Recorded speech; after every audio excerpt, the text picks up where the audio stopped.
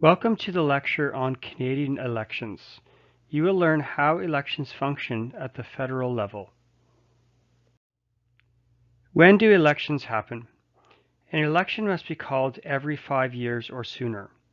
The Prime Minister may choose to call an election at any time during those 5 years. There are no fixed election dates like in the United States. Sometimes the government in power will force an election earlier in their mandate if they see that they are higher in public opinion polls. A minority government is a less stable government. If they lose a vote in the House of Commons on an important piece of legislation, by tradition, this will trigger an election. What type of electoral system do we have in Canada at the federal level? Our electoral system is known as single-member plurality, or first past the post. One person is elected from each riding, also known as an electoral district, to become an MP, Member of Parliament. In order to get elected, this person must receive the plurality of the votes, the most votes. A majority is not necessary. As of 2020, there are 338 ridings in Canada. Let's look at the image on the right side of the page to help better understand this concept. This is a riding or electoral district. If there are 5 candidates running to become the representative from this area, the candidate that receives the most votes on election day will earn the right to represent this particular riding. Here is an image that shows electoral districts or ridings in southern Ontario. It looks like a complicated puzzle with all sorts of different shapes and sizes. From each of these areas comes one MP to sit in the House of Commons to represent the riding. The larger cities like Hamilton are divided up into additional ridings due to the higher density of population. In northern Canada, ridings can cover vast areas as a result of more sparse population.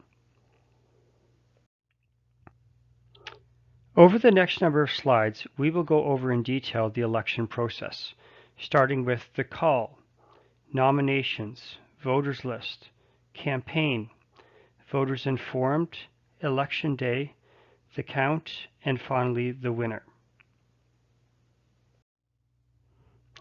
The first step of the election process is the call. By tradition, the Prime Minister asks the Governor-General to dissolve Parliament and call an election.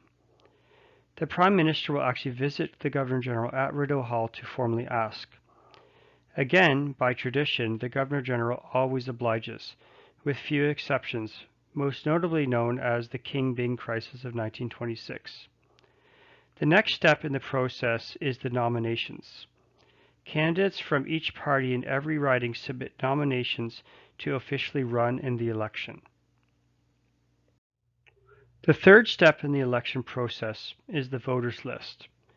The Chief Electoral Officer in each province makes up a voters list of who is eligible to vote. Number 4, the campaign. Each party uses this time to promote their platform. Their platform is what they promise to accomplish if they are elected. Debates, tours, lawn signs, appearances on TV are also a part of the campaign. In addition, controversy often develops over statements made by candidates or past actions they were a part of. In the 2019 election, the leader of the Liberal Party, Justin Trudeau, faced challenges when news of him previously dressing in blackface surfaced. This event consumed much of the campaign, but did not prevent him from gaining re-election. The fifth step of the election process is informing the voters. Eligible voters are informed of where they can specifically vote. Most often, these are churches and schools. A voter's card is mailed to each eligible voter with important information on where they can vote and on what day. A voter may even vote at advance polls ahead of election day. The sixth stage of the election process is election day. Voters go to polling stations to vote. Each polling station has a returning officer and a polling clerk. Volunteers also help to organize and run polling stations. There are many strict rules against campaigning on election day. No political advertisements may be near a polling station. When a voter arrives to a polling station, they must register first in order to receive a ballot. They will then fill out their ballot behind a voting screen and then slide their ballot into a closely protected voter's box. Number 7, the count. Ballot boxes are taken to a central location and all the votes are counted. Each political party has scrutineers present to make sure that all the ballots are counted correctly. A candidate who loses by a close margin can request a recount of the ballots. Number 8, the winner. The candidate with the most votes is elected as MP from that riding. Again, not necessarily a majority of the votes. All the major news networks closely cover the news of who has won each riding and which party will win the election. How is the Prime Minister elected?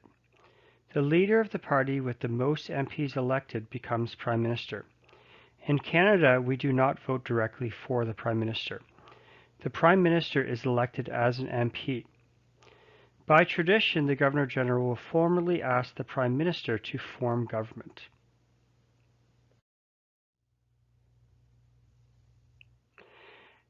Take a guess at how much an election costs. Consider all the different things that go into making an election so expensive. Traditionally, voter turnout for federal elections is between 50 to 60%.